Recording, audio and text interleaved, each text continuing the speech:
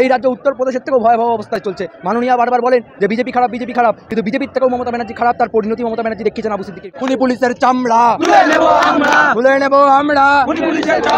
তাই আমরা মমতা ব্যানার্জিকে অবিলম্বে পুলিশ মন্ত্রী হিসেবে তিনি যেন পদত্যাগ করেন, তার দাবি আমরা স্টুডেন্টস ফ্রন্ট পশ্চিমবঙ্গ রাজ্য কমিটির পক্ষ থেকে রাখছি। দেখুন, মাছরাঙাকে দেওয়া হয়েছে মাছ পাহাড়ার দায়িত্ব, বা বিলালকে দেওয়া হয়েছে রান্না মাছের দেখভালের দায়িত্ব। তাতে যা হয়, যে পুলিশ খুন করেছে আনিসকে, সেই পুলিশকে দিয়ে এসআইটি তৈরি করে সেখানে নাকি বিচার হবে, তার নাকি এসআইটি থেকে নাকি তদন্ত হবে। এটা কখনো হতে পারে? সাধারণ মানুষ তাই এর বিরুদ্ধে গর্জে উঠবে। আমরা স্টুডেন্টস ফ্রন্টের সঙ্গে নয়, ও আমাদের স্টুডেন্টস ফ্রন্টের প্রতিষ্ঠাতা। তাই ওর যতদিন না ন্যায় বিচার হয়, আমরা স্টুডেন্টস ফ্রন্ট রাস্তায় আছি এবং রাস্তায় আজকে মিছিল থেকে আমরা দাবি রাখছি রাজ্য এবং দেশ জুড়ে যত পুলিশি নির্যাতনে এবং গণপিটুনিতে হত্যা হয়েছে সেই সমস্ত মানুষদের হত্যার আমরা ন্যায্য বিচারের দাবি জানাচ্ছি।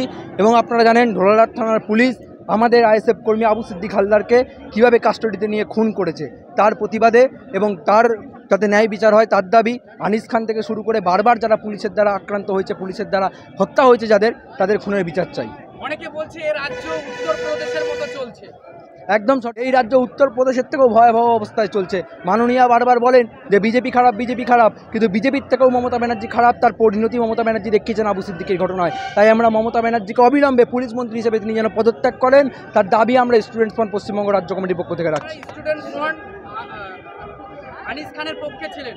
আজও আনিস খান এখনো পর্যন্ত বিচার পায়নি। তার বিচারের তদন্তের জন্য সিট গঠন করা হয়েছিল, কিন্তু সেগুলো কাজে আসেনি। দেখুন, মাছরাঙাকে দেওয়া হয়েছে মাছ পাহাড়ার দায়িত্ব, বা বিলালকে দেওয়া হয়েছে রান্না মাছের দেখভালের দায়িত্ব। তাতে যা হয়, যে পুলিশ খুন করেছে আনিসকে, সেই পুলিশকে দিয়ে এসআইটি তৈরি করে সেখানে নাকি বিচার হবে, তার নাকি এসআইটি থেকে নাকি তদন্ত হবে। এটা কখনো হতে পারে? সাধারণ মানুষ তাই এর বিরুদ্ধে গর্জে উঠবে। আমরা স্টুডেন্টস ফ্রন্টের সঙ্গে নয়, ও আমাদের স্টুডেন্টস ফ্রন্টের প্রতিষ্ঠাতা।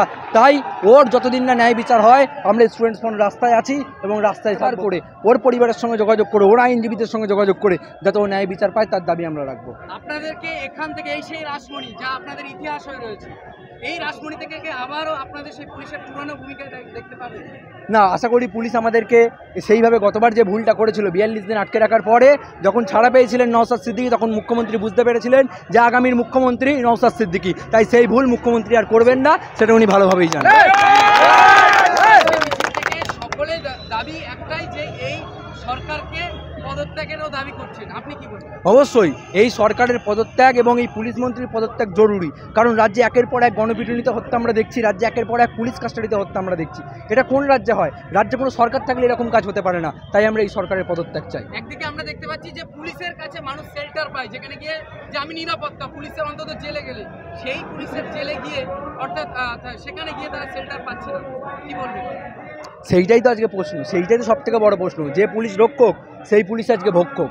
সব জায়গায় আপনি দেখুন, সমস্ত জায়গায় একই ঘটনা। পুলিশ চলছে রাজনৈতিক নেতাদের কথায়, পুলিশ চলছে প্রশাসনের কথায় নয়, পুলিশ চলছে এলাকার তৃণমূল নেতার কথায়, শাসকের কথায়। তাই আমরা এর বিরুদ্ধে প্রতিবাদ জানাচ্ছি এবং যারা যারা পুলিশ কাস্টাডিতে হত্যা হয়েছে তাদের ন্যায় বিচারের দাবি জানাচ্ছি। আপনাদের আইএসএফের কর্মীদের বিভিন্ন জায়গায় কেস করা হয়েছিল, তা কি এখনো উইথড্র করা হয়েছে না? এখনো অবধি বহুজন জেলে আছে, বহুজনের বিরুদ্ধে মিথ্যা কেস চলছে, বহুজন ঘর ছাড়া রয়েছে। এই মুখ্যমন্ত্রী, এই তৃণমূল সরকারের অপ্রশাসনে এবং এরা ক্ষমতাসীন থাকার ফলে এদের যে জুলুম, তার প্রতিবাদে আইএসএফ লড়াই করছে। এবং আমরা বলছি আপনাদের, খুব তাড়াতাড়ি আইএসএফই রাজ্যের একমাত্র বিরোধী দল হিসেবে উঠে আসবে। ধন্যবাদ। আপনার নাম আর রাকেশ বেড়া, স্টুডেন্টস ফ্রন্ট পশ্চিমবঙ্গ রাজ্য কমিটির সাধারণ সম্পাদক, আইএসএফের কর্মী। খুনি পুলিশের চামড়া খুলে নেব আমরা। ইনকলাব ইনকলাব ইনকলাব জিন্দাবাদ, ইনকলাব ইনকলাব ইনকলাব জিন্দাবাদ, আইএসএফ আইএসএফ আইএসএফ জিন্দাবাদ।